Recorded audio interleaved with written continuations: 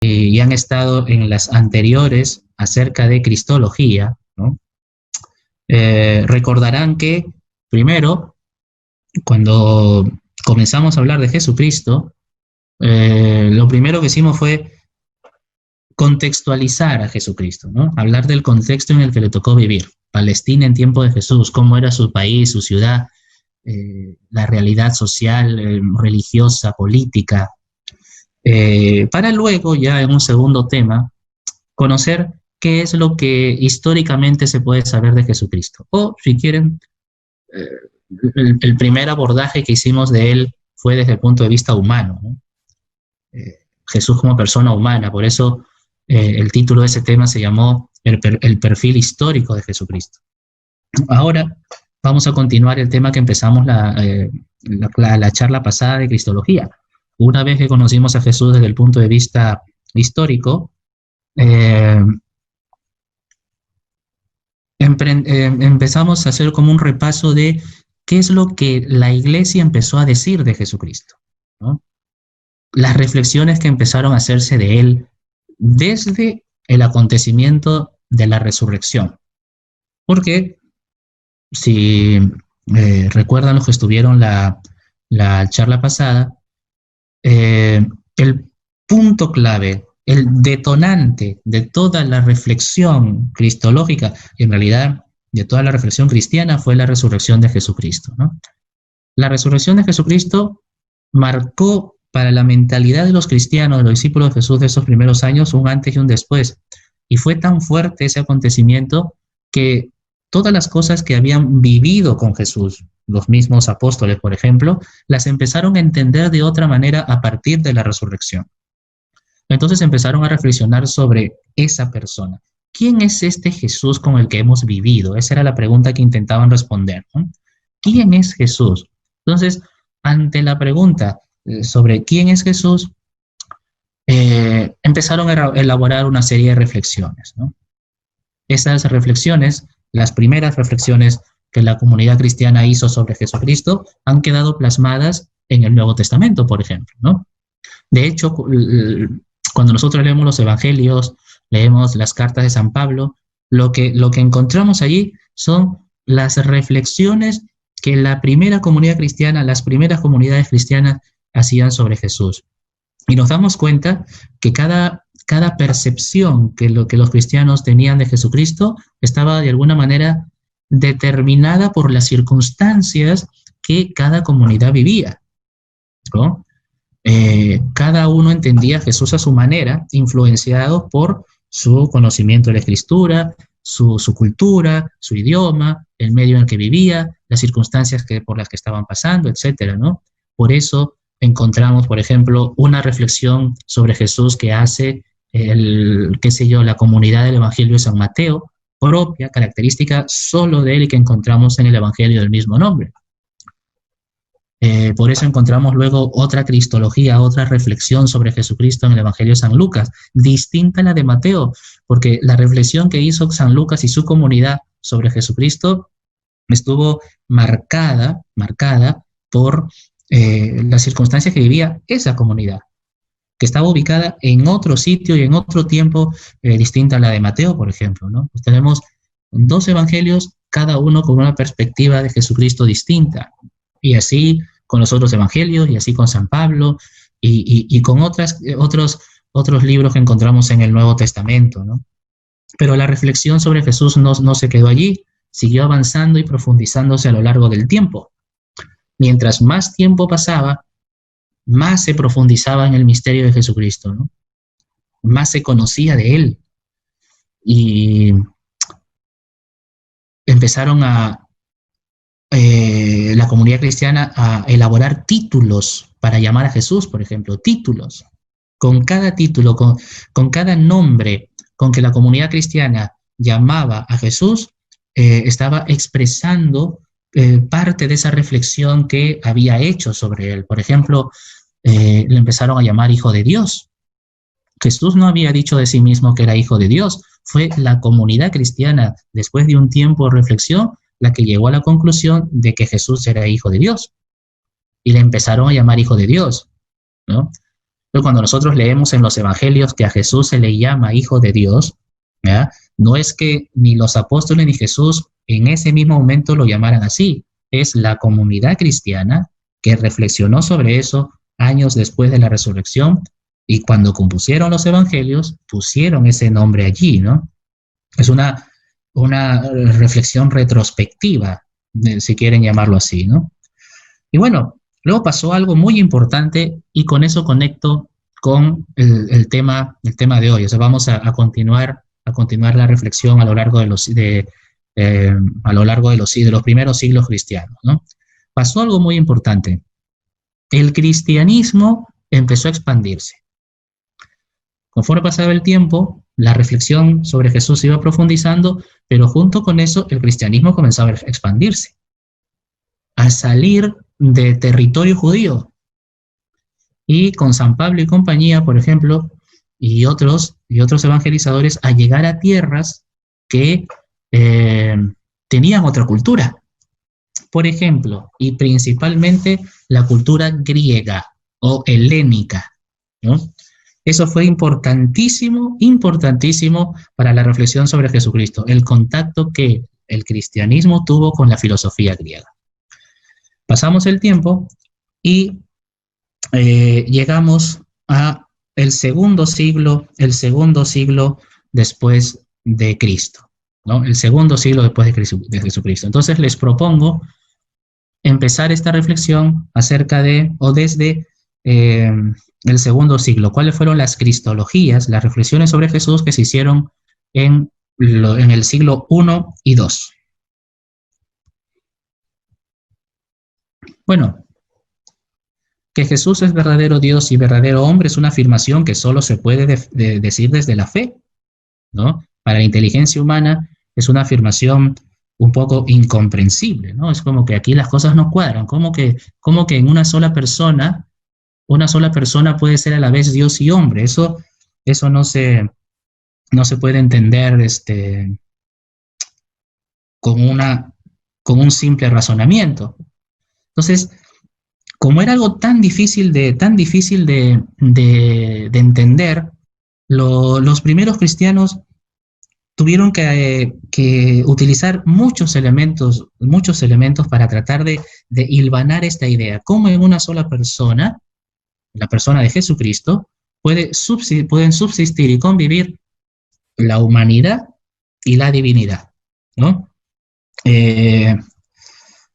Durante los primeros tiempos, la comunidad cristiana ha estado empeñada hasta el límite en comprender y expresar este misterio, tanto usando la escritura, ¿no? el dato de la Biblia, o los recuerdos que los apóstoles tenían de Jesucristo, más las categorías filosóficas, ¿no? La filosofía griega, que poco a poco ellos iban conociendo.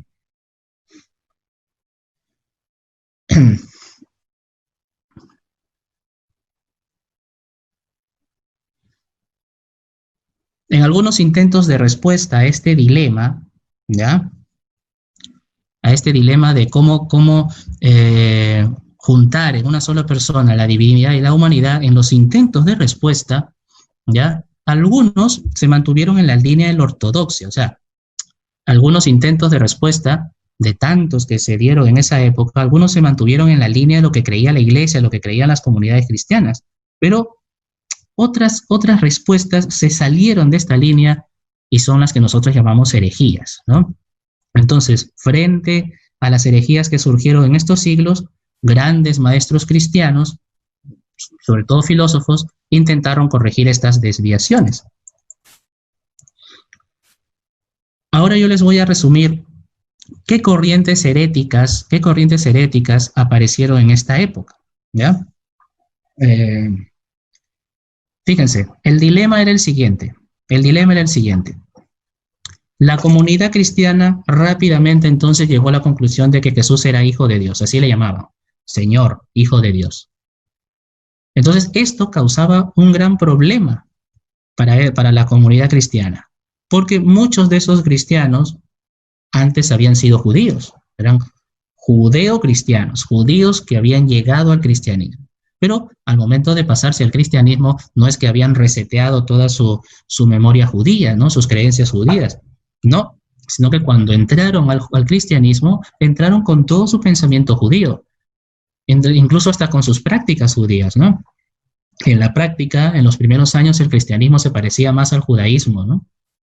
Y recordemos que el judío, ¿no? Por esencia es monoteísta, pero el monoteísmo judío es férreo. O sea, el judío cree que Dios es uno, así lo dice el Deuteronomio, ¿no? Era lo central de su credo. Escucha, oh Israel, el Señor tu Dios es uno. Entonces, el judío se aferraba a esta idea, Dios es uno, Dios es uno, Dios es uno, de esa idea no lo movía nadie. Cuando pasaron judíos al cristianismo, pasaron con ese monoteísmo. Pero luego se le empezó a llamar a Jesús Hijo de Dios. Entonces esto empezó a crear una especie de confusión. A ver, ¿cómo es esto? Dios es uno. Pero si a Jesús le digo Hijo de Dios, quiere decir que Jesús también es Dios. Entonces ya no estamos hablando de un solo Dios, estamos hablando de dos dioses. Pero no puede haber dos dioses porque Dios es solamente uno. ¿Cómo es esto? ¿Cómo conjugar? ¿Cómo dar solución a este dilema? ¿No? Salvar el monoteísmo y a la vez afirmar que Jesús es Dios, ¿no?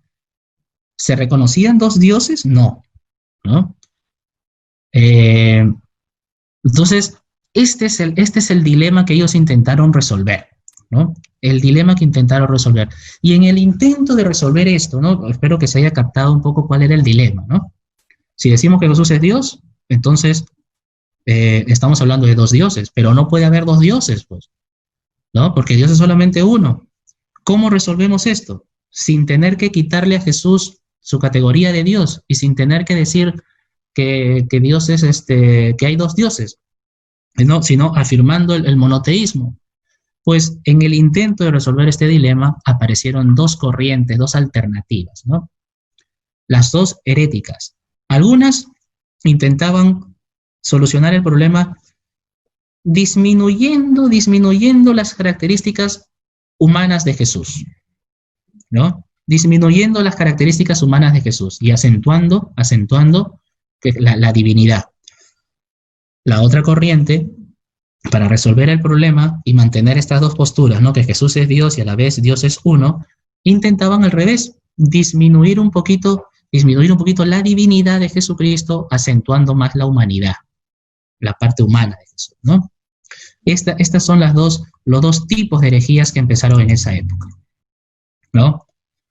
Por ejemplo, permítame empezar a hablar de las herejías que acentuaban la humanidad de Jesucristo, ¿ya? Acentuaban la humanidad de Jesucristo. Una de las opciones para resolver este entuerto, ¿ya? Fue acentuar el aspecto humano de Jesús de tal modo que su dimensión divina quedara desdibujada. Jesús era Dios y hombre, sí, ya. Pero para salvar este problema de que no puede haber dos dioses y a la vez Jesús es Dios, lo que hacían estas herejías era decir que no era tan Dios, ¿no?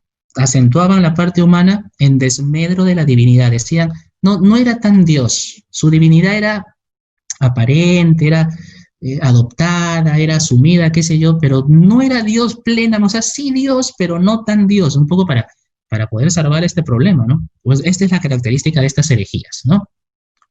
Por ejemplo, apareció una herejía que se llamaba hedionismo. Nombre raro, pero era una herejía que apareció en esa época, ¿no? El hedionismo. El hedionismo decía, Jesús es un verdadero profeta dotado de poderes especiales, pero en el fondo es solo un hombre. Eso decían los ebionitas. Por ejemplo, fíjense qué decían ellos. Ojo, que no lo decían con mala intención, estaban tratando de resolver los problemas que había en esa época. Ya, Jesús es Dios y hombre, perfecto. ¿A Jesús se le puede decir Dios? Sí. ¿Pero Dios es solamente uno? Sí. A ver, ¿cómo es esto? Los ebionitas decían, lo que pasa es que Jesús no es tan Dios que digamos, ¿no? Es un profeta importante, ¿ya? Dotado de poderes divinos nada más, pero un hombre. O sea, ¿qué decían ellos de la divinidad? Que era como poderes que el hombre Jesús había recibido. ¿Esto es una herejía? Claro que es una herejía. ¿Por qué es una herejía? porque están negando que Jesús sea Dios. Una cosa es decir Jesús es Dios, otra cosa es decir Jesús recibió poderes divinos. ¿Ven? Entonces, este es un ejemplo de las herejías que aparecieron en el siglo II, que intentando resolver este problema, acentuaban tanto la humanidad de Jesús que le restaban a la divinidad. Esa fue una de las herejías que apareció en esta época. Hubo otra herejía, emprendida por un tal Cerinto, nombre complicado ese, pero así se llamaban pues en esa época. Yo no tengo la culpa de que se llamaran tan feo. Este Cerinto decía, por ejemplo, también en el intento de resolver este problema, Jesús fue un simple hombre. Cuando recibió el bautismo de Juan, descendió sobre él una virtud divina que le confirió la capacidad de realizar milagros. Y luego, antes de morir, esta virtud divina desapareció y murió un simple hombre. Igual que los ebionitas, ¿se dan cuenta? O sea, Jesús es un simple hombre, solo que en algún momento de su vida recibió un poder divino, pero luego lo perdió. Otra vez se acentúa la humanidad de Jesucristo en desmedro de su divinidad. O sea, es la naturaleza divina la que está siendo olvidada, opacada. Otra herejía muy conocida en esta época decía que Jesús era un simple hombre, nació como simple hombre, pero en el momento del bautismo con Juan el Bautista, Dios lo adoptó como su hijo. Lo adoptó como su hijo. Descendió sobre él el Espíritu Santo, tal como lo dice la Escritura. A partir de ese momento ya Jesús tenía cualidades divinas, decía. Esta herejía se llama precisamente adopcionismo, ¿no? Adopcionismo. Otra vez, la divinidad queda desdibujada, casi olvidada, ¿no? El adopcionismo decía, Jesús es un simple hombre, solo que Dios lo adoptó como su hijo. ¿Es una herejía esta? Por supuesto que es una herejía, porque se está negando que Jesús sea Dios. Se está diciendo que solamente fue un simple hombre adoptado por Dios. Es muy distinto a decir que Jesús era Dios, ¿no? Entonces, estas son las herejías que acentuaban la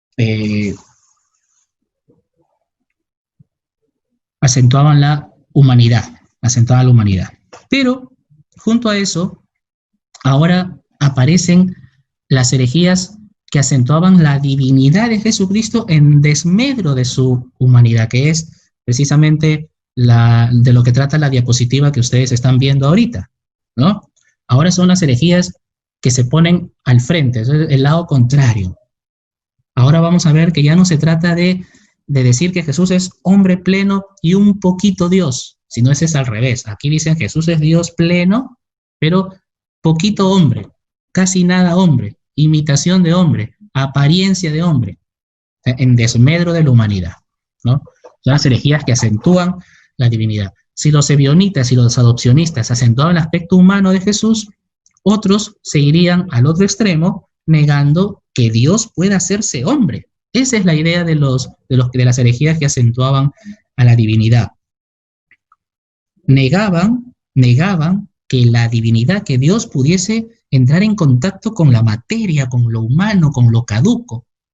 Entonces, les costaba aceptar, asumir que Dios se hubiese rebajado tanto a la altura de lo humano. Negaban la humanidad.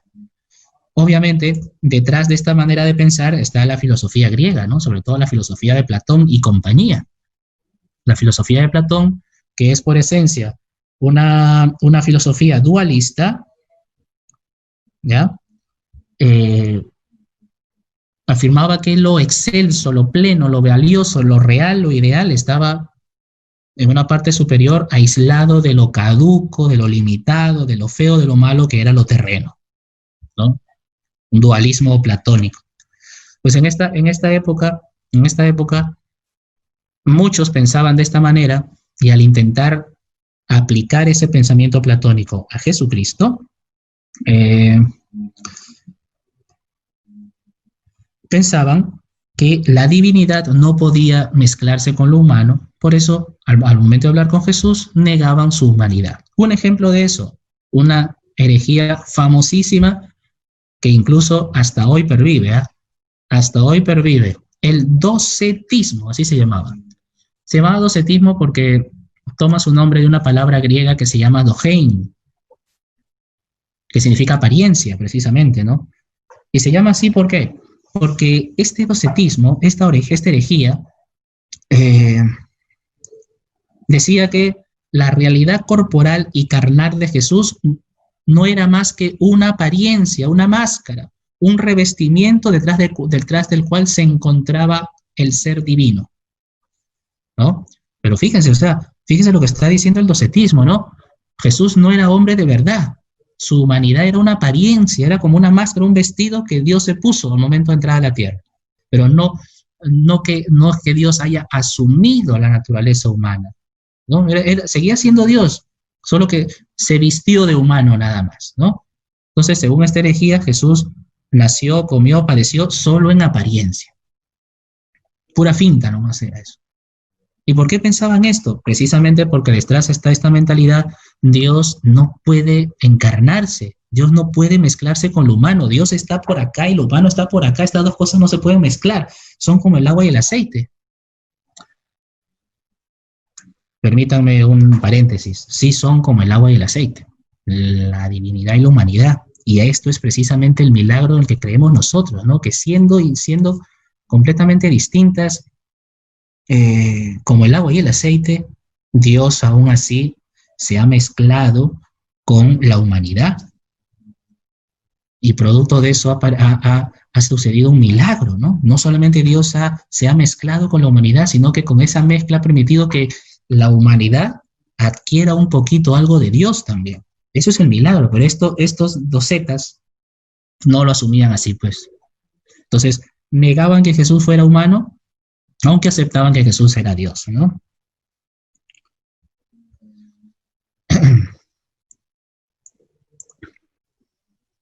Otra herejía muy conocida en esa época era el gnosticismo. ¿Habrán escuchado ustedes hablar del gnosticismo? Porque también es una herejía que se extendió mucho, ¿no? Se extendió mucho. Gnosticismo es una mezcla de ideas griegas platónicas con ideas cristianas, ¿no? Los gnósticos consideraban el cristianismo como una ciencia. Se alcanzaba a Dios a través del conocimiento, ¿no? La única manera de alcanzar a Dios era a través de la ciencia, el conocimiento, ¿no? Lo intelectual. Para los gnósticos, la concepción de la trascendencia de Dios era tan radical, o sea, Dios es algo tan alto, tan trascendente, tan inalcanzable, ¿no? Que consideran indigno de una divinidad que se vincule con lo material y terrenal. ¿Ves? Es la misma idea. Entonces, era impensable que Dios se encarnara. Los gnósticos negaban la encarnación, negaban lo material, y con eso se tiraban la humanidad de Jesucristo, pues, ¿no? No aceptaban que Dios hubiera podido encarnar. Son básicamente las dos herejías más representativas de estos primeros siglos, de aquellas que afirmaban la divinidad de Jesucristo en desmedro de la humanidad. Entonces, fíjense, tenemos por un lado ebionitas, adopcionistas, que afirmaban la humanidad restándole a la divinidad, y tenemos los docetas y los gnósticos que hacían lo contrario, afirmaban la divinidad desmedro de la humanidad. Ante estas dos corrientes aparece la iglesia y dice: oye, aguanta, ¿cómo es esto? Me están desdibujando a Jesucristo. Me están desdibujando a Jesucristo. No puede ser.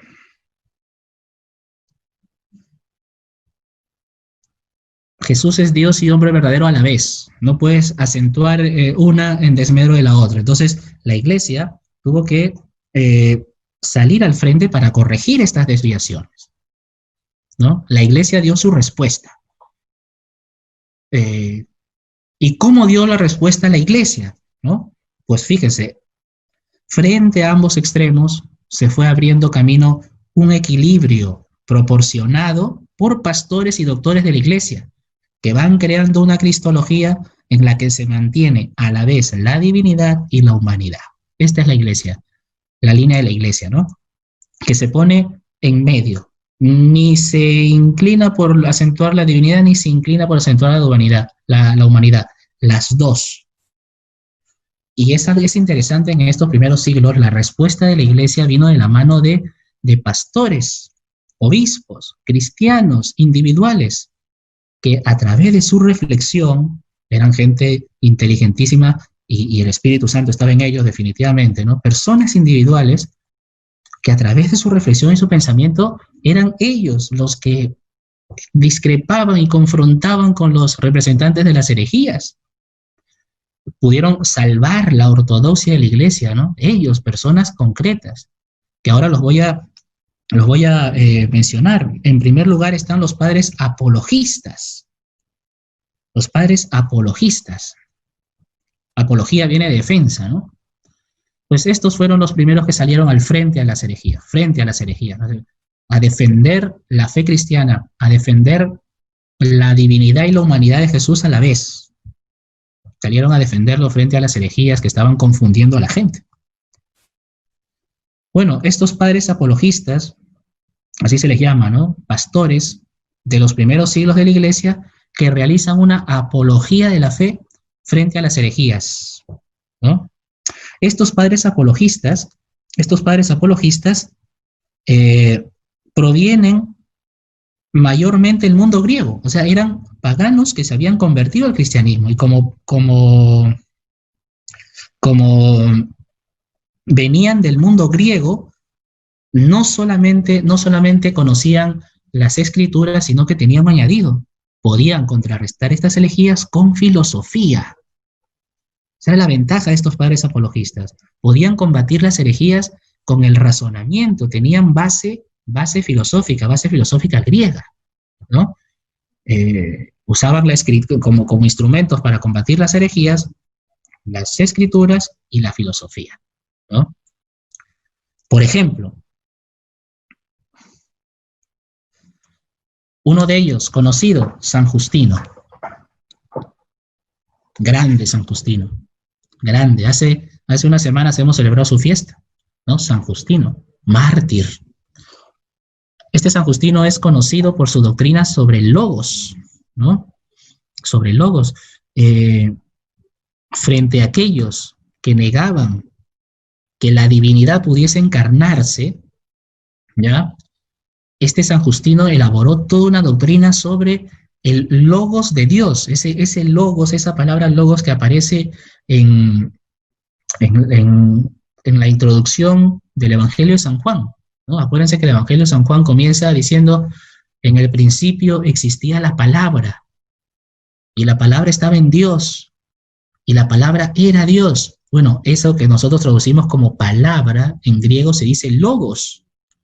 Ese logos, la segunda persona de la Trinidad, fue la que se encarnó, según Justino, ¿no? Ese logos, la palabra de Dios, la palabra de Dios, esa palabra con la que Dios creó el mundo, fue la que se encarnó. Esa elaboración teológica la hizo San Justino, y con eso un poco combatió a aquellas herejías que decían, no, Dios no se puede encarnar. ¿Cómo que Dios no se puede encarnar?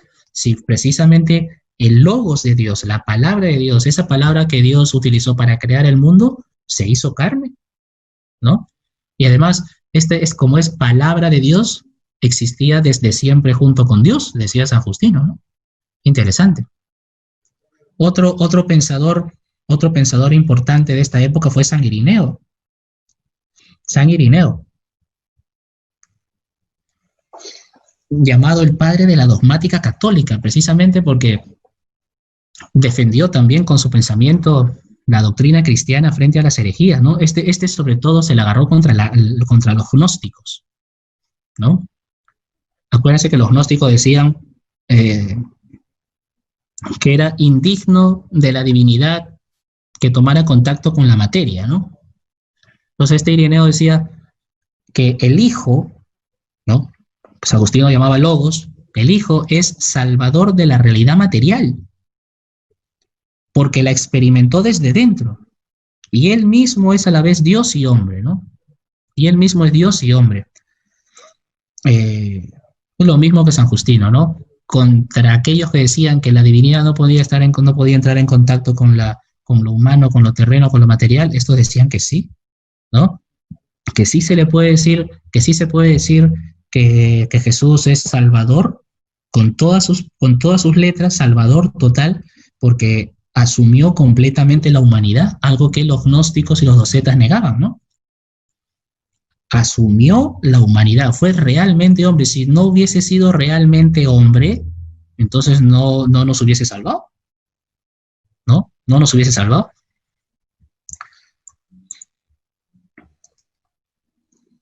Bueno, seguimos avanzando en la historia. ¿Ya? Eso estamos en el siglo II. Vamos a hacer un salto grande a todo el siglo III. Vamos a saltarnos el siglo III, aunque en el siglo III también hubo pensadores importantísimos que también defendieron la doctrina cristiana frente a las herejías de esa época, ¿ya? Pero por ahorrar tiempo yo prefiero saltarme hasta el siglo IV, años 300 y pico, para hablar de la controversia arriana, que es un tema importante dentro de la historia del pensamiento sobre Jesucristo. Arriana. Igual, la idea es la misma. Tratar de solucionar este problema de cómo se puede unir en una sola persona la divinidad y la humanidad. Aunque Justino, Ireneo y tantos otros intentaron dar una respuesta y de alguna manera salvaron la fe cristiana frente a las herejías, pues nunca les quedó claro a algunos, ¿no? Nunca les quedó claro. Entonces, hubo otros personajes que insistieron en tratar de dar una solución y en ese intento de solución se desviaron un poquito de la fe cristiana y cayeron en herejía. Uno de ellos fue un tal Arrio. Ese nombre, Arrio. No se sorprendan de los nombres de esta época, ¿eh? Así eran, Arrio. Yo espero que ninguno de ustedes se le ocurra poner a sus hijos, a sus nietos, Arrio. Bueno, pues este Arrio fue el que comenzó una herejía que fue tan grande que muchos dicen que ha sido la herejía más dañina en la historia de la iglesia, ¿no? El arrianismo. Casi dividió a la cristiandad en dos, ¿no? Bueno, pues, ¿quién era este Arrio y qué fue lo que dijo? Era sacerdote. Este Arrio era sacerdote, o sea, no es que haya tenido mala intención, sino que quiso solucionar el problema que confundía a la gente sobre las naturalezas de Jesús, solo que en su intento de solución se equivocó, pues, ¿no? Este Arrio, ¿ya?, decía que Jesús, el Hijo, ¿ya?, había sido creado y por lo tanto no existió siempre, porque al ser creado tuvo un principio. Y por ser creado y tener un principio, no se le puede llamar Dios. Esto es lo que decía Arrio, ¿no? Fíjense, a ver, vamos a analizar esto lentamente para entender lo que decía Arrio, ¿no? A él le costaba mucho, estaba muy influenciado por el monoteísmo judío, muy influenciado por el monoteísmo judío. Dios es solamente uno, no puedo decir que hay dos dioses, no se le puede decir a Jesús Dios, decía Arrio, porque Dios es solamente uno. Entonces, ¿cómo salvamos esta situación de decirle a Jesús Dios, pero a la vez no ir contra el monoteísmo? Decía, no, Jesús es un Dios como de segunda categoría, ¿no? De segundo nivel. Entonces, Dios, pero abajo una especie de semidios. Eso también lo sacó él de una idea platónica, ¿no? Específicamente hablando de un filósofo seguidor de Platón que se llamaba Plotino. Pensaba eso, ¿no? La divinidad se comunica con lo material a través de un mensajero que ellos llamaban demiurgo, ¿no? Entonces, esa idea le satisfizo a Arrio y se le aplicó a Jesús. Entonces, Jesús es algo así como un semidios para no atacarle el monoteísmo, ¿no? Para no ir contra la unidad de Dios. Arrio decía, este Jesucristo sí se le puede decir Dios, pero no un Dios como el Dios único, sino como un semidios. Y la diferencia está, decía Arrio, que Dios existe desde siempre, Pero Jesús no existe desde siempre, sino que es la primera cosa que Dios creó. Colocaba a Jesús del lado de las criaturas. Y automáticamente, al poner a Jesús del lado de las criaturas, al decir que Jesús ha sido creado, ¿ya? Automáticamente le está quitando su categoría de Dios. Pues. Porque ¿cuál es una de las características de la divinidad? Que es eterna, pues no ha sido creada. Eso es una característica de la divinidad. Al decir, Jesús tuvo un principio, fue creado, le está diciendo, no es Dios. Ese era el problema de Arrio, ¿no?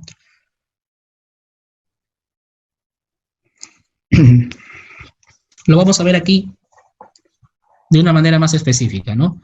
El Hijo, decía Arrio, es una criatura sacada de la nada por el Padre.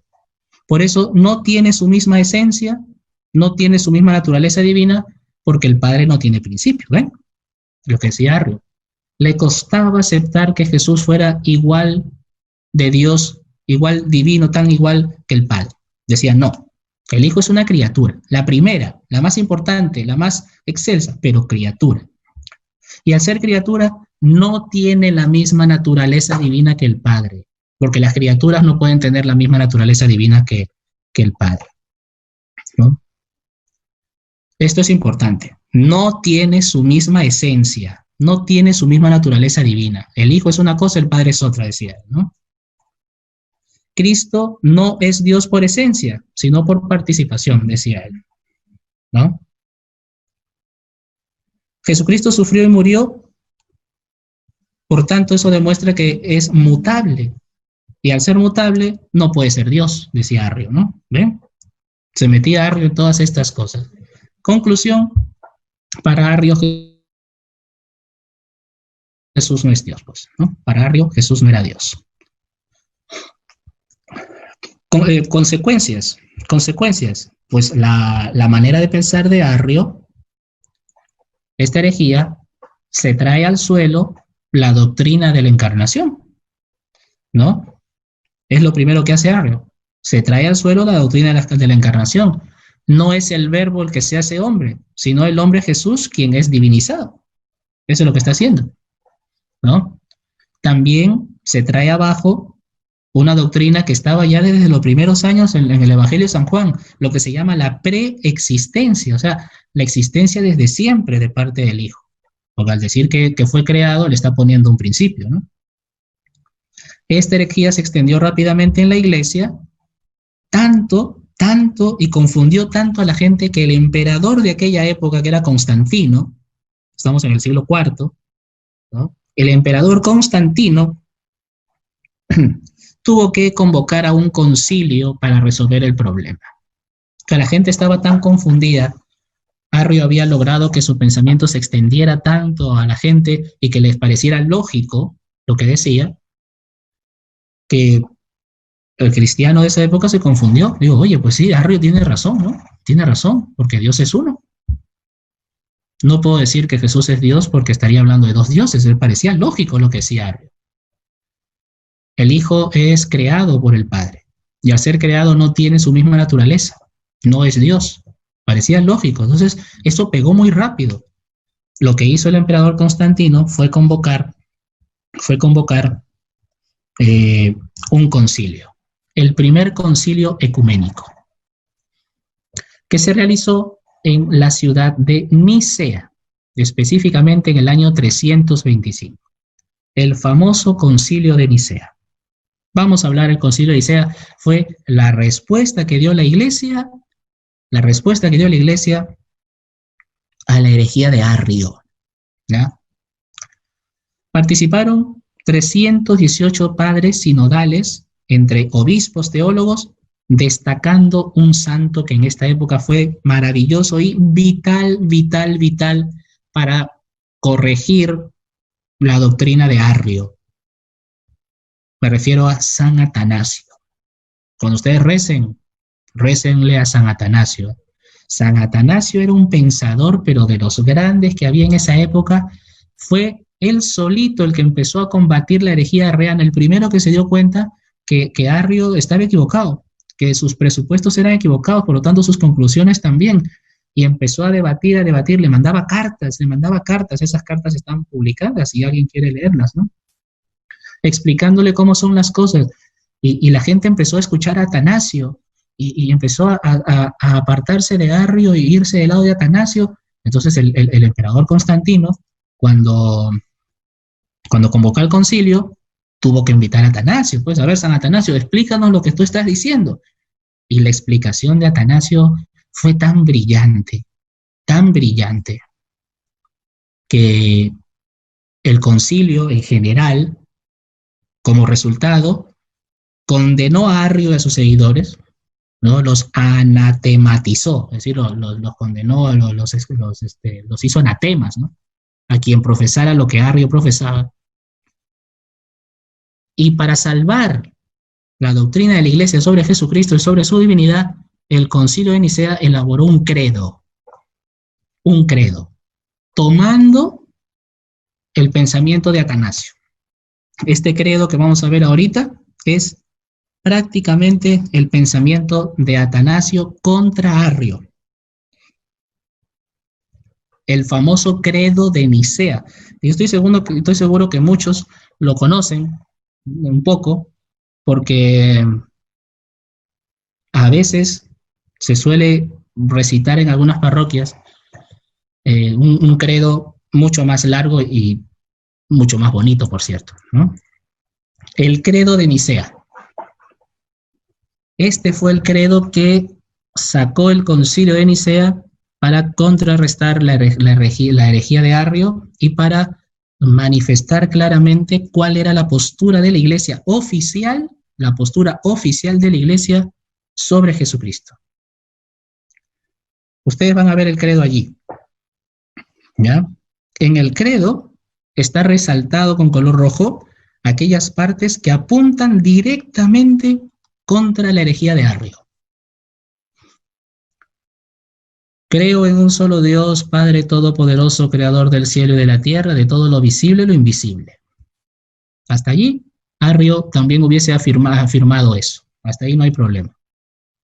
Ahora, cuando la Iglesia empieza a hablar sobre Jesucristo, dice lo siguiente: creo en un solo Señor Jesucristo, Hijo único de Dios, nacido del Padre antes de todos los siglos.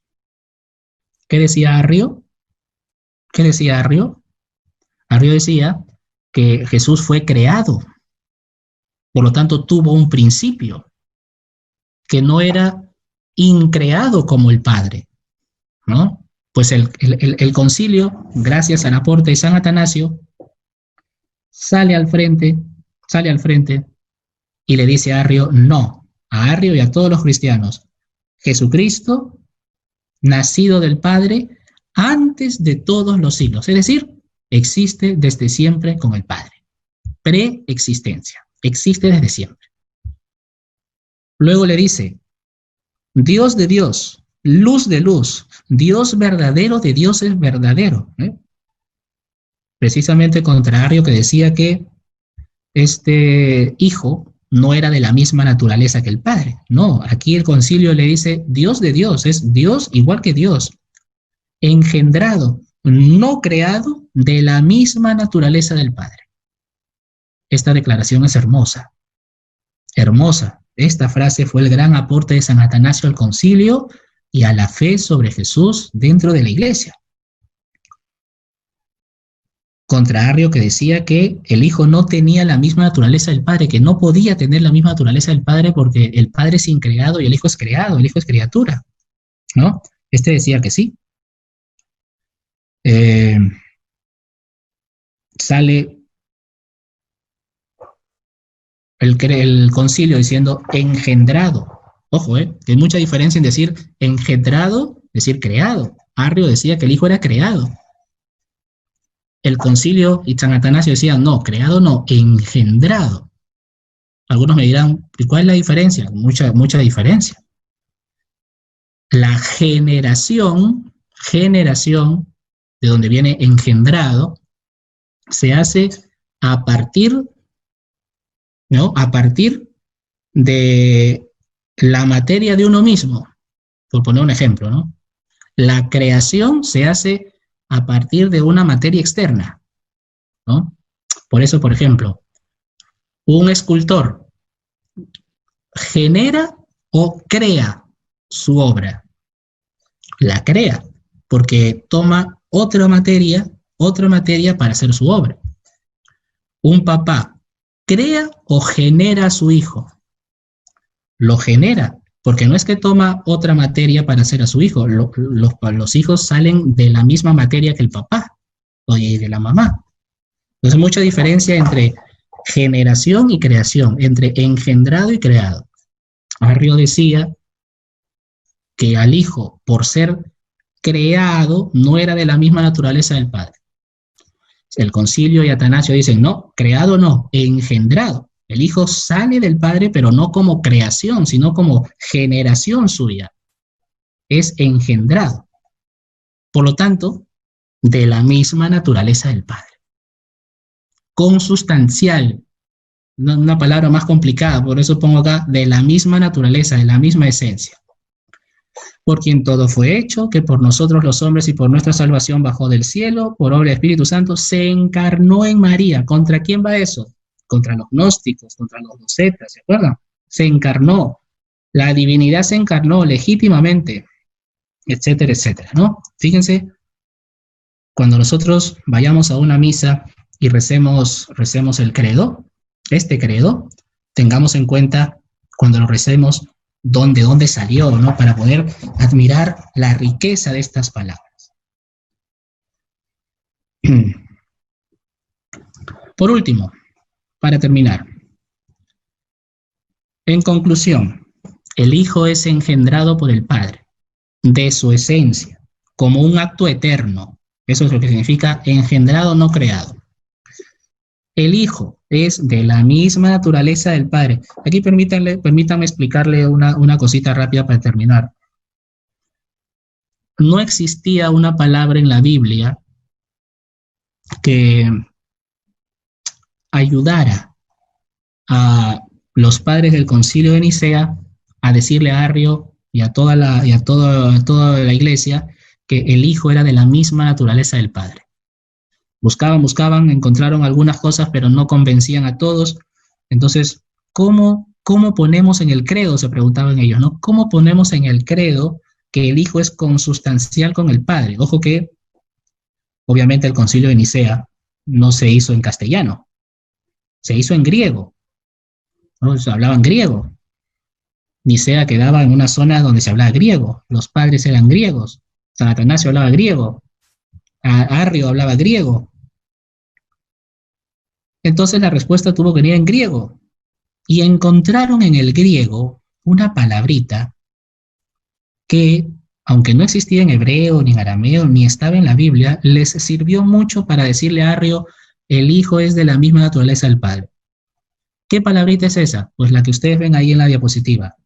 Homoousios. Homoousios. Grábense esa palabrita porque, aunque muy pocas veces seguro la han escuchado, en la historia de la teología y en la historia del pensamiento sobre Jesucristo es importante. Ustedes pregúntenle a todos los curas que han estudiado algo de teología, todo el mundo se sabe esta palabra. Los que han estudiado un poquito de teología, todo el mundo se sabe esta palabra. Homoousios. ¿Qué significa homoousios? Significa precisamente de la misma naturaleza, de la misma esencia. Homo, uno. Usio, que viene de ousia, ¿no? Esencia. Esa palabrita es la que aparece en el Concilio de Nicea, que nosotros hemos traducido como de la misma naturaleza, ¿no? Homoousios.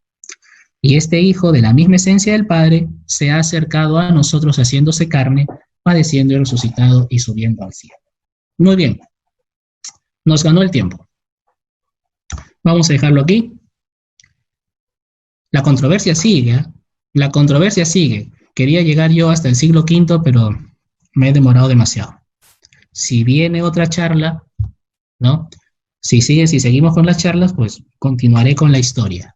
Por ahora vamos a dejarlo aquí y por lo menos en unos 5 minutos pasaré a responder las preguntas que tuvieran. A ver. Preguntas.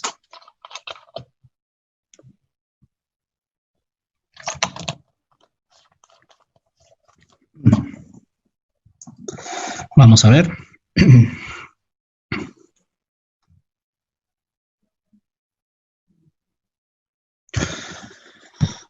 Carol Ríos. Según la forma de pensar de los edionitas, no es edionitas, es ebionitas, con B larga. Según la forma de pensar de los ebionitas, los humanos somos malos. Esto no es una exageración. Los ebionitas, ¿cómo se autocalificarían? Mira, Carol. O sea, ellos no pensaban que el ser humano era malo desde el punto de vista moral, ¿no? No desde el punto de vista moral, sino desde el punto de vista filosófico. Es muy distinto. Yo cuando a una persona le digo, tú eres mala, estoy calificándola desde el punto de vista moral. O sea, a ver, si yo veo que alguien le está pegando a una persona, le digo, tú eres malo, estoy juzgando una conducta, por lo tanto le estoy diciendo malo desde el punto de vista moral. Pero cuando los ebionitas y todos estos que negaban la humanidad, no estaban colocando, o sea, no estaban diciendo que la humanidad era mala desde el punto de vista moral, sino desde el punto de vista filosófico. La naturaleza humana era limitada, caduca, imperfecta, por lo tanto mala, ¿no? Era la manera que tenían ellos de pensar.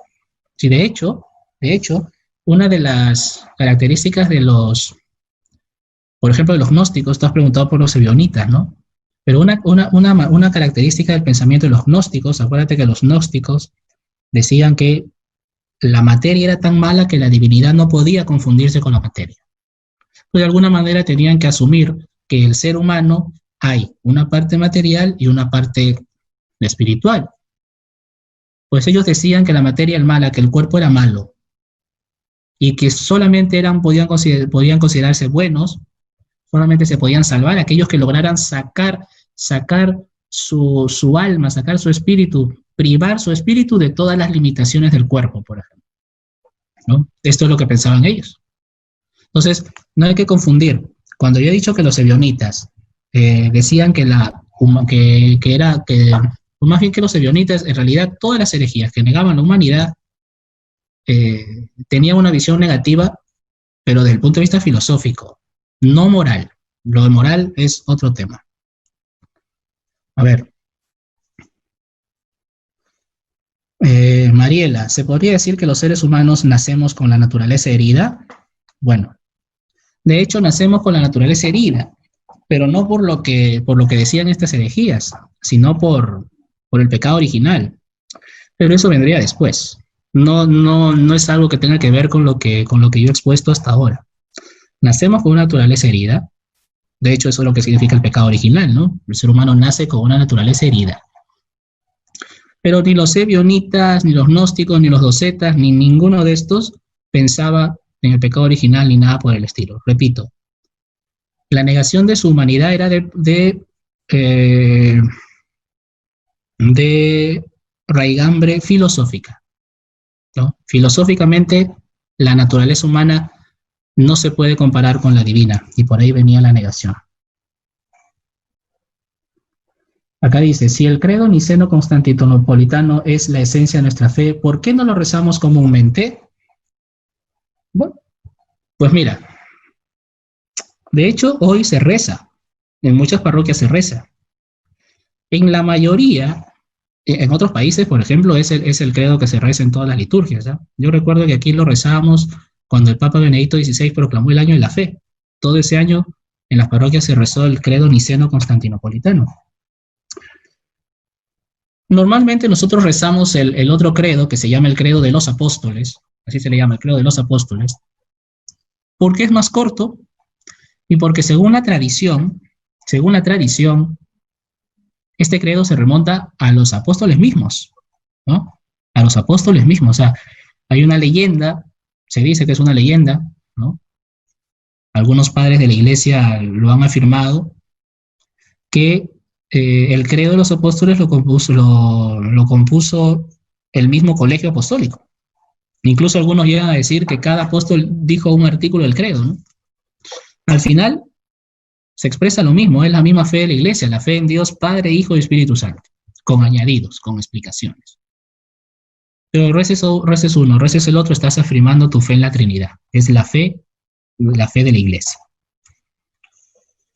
A ver, una más. A ver, ¿qué hay por acá? ¿Por qué la iglesia decide resumir ese credo y eliminar esas precisiones contra la doctrina arriana? Los que ya tenemos algunos años recordamos haberlo rezado. Bueno, creo que tiene que ver con lo que acabo de exponer, ¿no? Sí, bueno, el credo largo, el credo niceno, constantinopolitano, es más bonito, eh, tiene explicaciones muy, muy bellas, pero para entenderlas hay que saber un poquito. Una persona que no tenga un mínimo de formación en estas cositas, pues no va a entender a qué se refiere consustancial, Dios de Dios, luz de luz. El otro credo es más simple de entender también, ¿no? A ver, si hay algo más.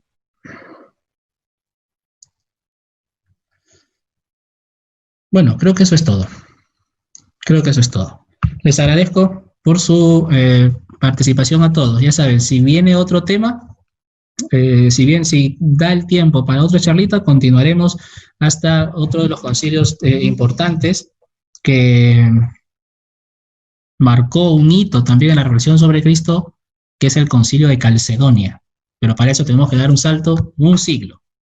Se alcanza el tiempo, nos vemos en la siguiente charla. Que el Señor les bendiga, en el nombre del Padre, del Hijo y del Espíritu Santo. Amén. Buenas noches a todos.